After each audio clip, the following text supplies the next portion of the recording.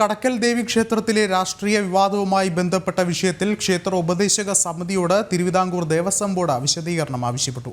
ക്ഷേത്രങ്ങളിലും ക്ഷേത്ര പരിസരങ്ങളിലും രാഷ്ട്രീയ ജാതിമത സംഘടനകളുടെ ചിഹ്നങ്ങളോ കൊടികളോ പ്രദർശിപ്പിക്കാൻ പാടില്ലെന്ന ഹൈക്കോടതിയുടെ ഉത്തരവ് നിലനിൽക്കുമ്പോഴാണ് സംഭവം നടന്നത്.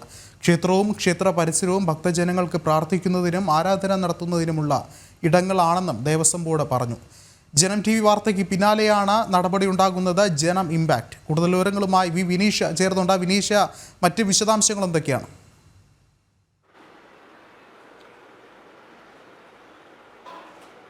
നിലവിൽ കടക്കൽ ദേവി ക്ഷേത്രത്തിലെ തിരുവാതിര മഹോത്സവവുമായി ബന്ധപ്പെട്ടുള്ള പരിപാടിയിലായിരുന്നു. അത്തരത്തിലുള്ള മഹോത്സവം നടക്കുന്നതിനിടയിലാണ് CPM-ന്റെയും DYFIയുടെയും ഒക്കെ ഉള്ള ചിത്രങ്ങൾ പതിപ്പിച്ചുകൊണ്ടുള്ള ഒരു പ്രദർശനം ആ സ്ഥലത്തുണ്ടായത്. കടക്കൽ തിരുവാതിര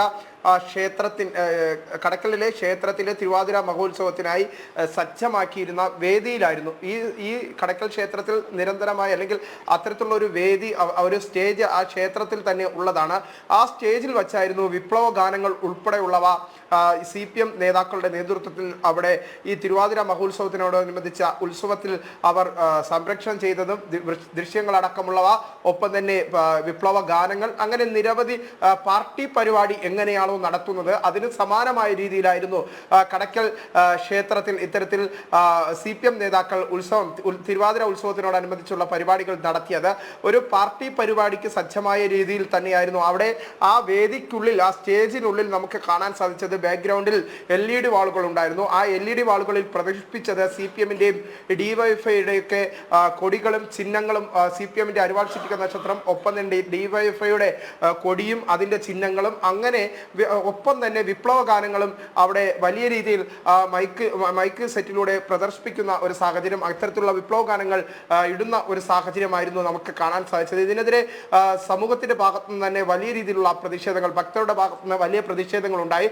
പാർട്ടി പരിപാടിക്ക് സമാനമായ രീതിയിൽ ഉത്സവത്തെ CPM നേതാക്കൾ മാറ്റി എന്ന തരത്തിലുള്ള ആക്ഷേപങ്ങൾ വലിയ തോതിൽ ഉയർന്നിരുന്നു. അതിന് തൊട്ടു പിന്നാലെയാണ് ഇതുമായി ബന്ധപ്പെട്ട വാർത്ത ജനം TV സംപ്രേഷണം ചെയ്തത്. ജനം TV സംപ്രേഷണം ചെയ്തതിന് തൊട്ടു പിന്നാലെ തന്നെ നവമാധ്യമങ്ങളും സോഷ്യൽ മീഡിയകളും ഈ ഒരു വാർത്ത വലിയ രീതിയിൽ വൈറലാക്കുന്ന ഒരു സാഹചര്യം ഉണ്ടായി. ഇതിന് തൊട്ടു പിന്നാലെയാണ് ഗത്യന്തരമില്ലാതെ ഇപ്പോൾ ദേവസ്വത്തിന്റെ ഭാഗത്ത് നിന്ന് ഇതുമായി ബന്ധപ്പെട്ടുള്ള അന്വേഷണത്തിന് ഉത്തരവിട്ടിരിക്കുന്നത്. വിശദീകരണം ക്ഷേത്ര ഉപദേശക സമിതിയോട് ചോദിച്ചിരിക്കുന്നത്. പ്രധാനമായും ഏത് സാഹചര്യത്തിലാണ് ഈ തിരുവാതിര മഹോത്സവവുമായി ബന്ധപ്പെട്ട പരിപാടി നടക്കുന്നതിനിടയിൽ, ക്ഷേത്ര ഉത്സവം നടക്കുന്നതിനിടയിൽ CPM-ന്റെ കൊടിതോരണങ്ങളും ഒപ്പം തന്നെ വിപ്ലവ ഗാനങ്ങളൊക്കെ പ്രദർശിപ്പിച്ചുകൊണ്ടുള്ള ഒരു വലിയ പരിപാടി അരങ്ങേറിയത് എന്ന കാര്യമാണ് ക്ഷേത്ര ഉപദേശക സമിതിയോട്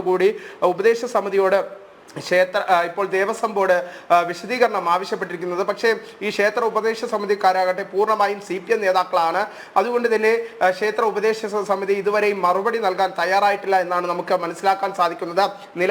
നിലവിലത്തെ സാഹചര്യത്തിൽ തിരുവിതാംകൂർ ദേവസ്വം ബോർഡിന് ഗത്യന്തരമില്ലാത്ത ഘട്ടം വന്നപ്പോഴാണ് ഇതിൽ ഒരു വിശദീകരണമെങ്കിലും താൽക്കാലികത്തേക്ക് ആരായാനുള്ള ഒരു തീരുമാനത്തിലേക്ക് ദേവസ്വം ബോർഡ് എത്തിയിരിക്കുന്നത് എന്ന കാര്യത്തിൽ സംശയമില്ല. കാരണം CPM ഭരണ സമിതിയാണ് തിരുവിതാംകൂർ ദേവസ്വം ബോർഡ്. ഒപ്പം തന്നെ CPM-ന്റെ നേതൃത്വത്തിലുള്ള മറ്റൊരു ഭരണസമിതിയാണ് ക്ഷേത്രത്തിൽ നടത്തുന്നത്. കടക്കൽ ക്ഷേത്രത്തിൽ ഭരണ സമിതിയുടെ ഭാഗമായിരിക്കുന്നത്. ഇവിടെ എല്ലാം പൂർണ്ണമായും CPM നേതാക്കളുടെ അധീനതയിലാണ്. അങ്ങനെ ആ ഒരു ക്ഷേത്രത്തിലാണ് ഇത്തരത്തിൽ പാർട്ടി പരിപാടിക്ക് സമാനമായ രീതിയിൽ ക്ഷേത്ര ഉത്സവത്തെ വളച്ചൊടിക്കാനുള്ള ഒരു ശ്രമമുണ്ടായത്.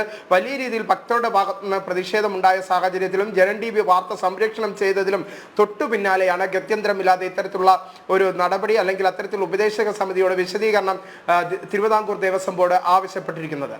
ശരി, വിനീഷാണ് വിശദമായ റിപ്പോർട്ടുകൾ നൽകിയത്.